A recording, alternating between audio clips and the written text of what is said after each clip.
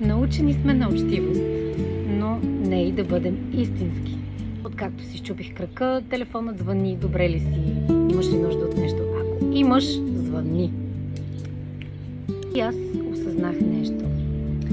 Почти никой не се замисля, че човек в такъв момент няма нужда само от това някой да му звъни, да му каже: аз ще ти донеса нещо, ако имаш нужда, и то да е от сорта на хляб, вода, лекарства, храна или нещо от сорта.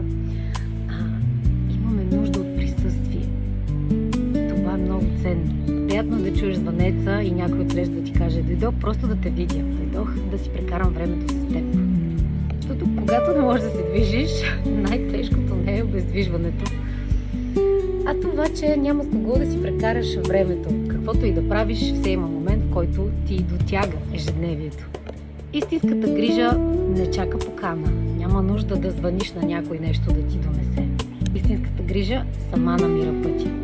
Понякога най-голямата помощ не е в това да попиташ имаш ли нужда от нещо, а просто да бъдеш до човека.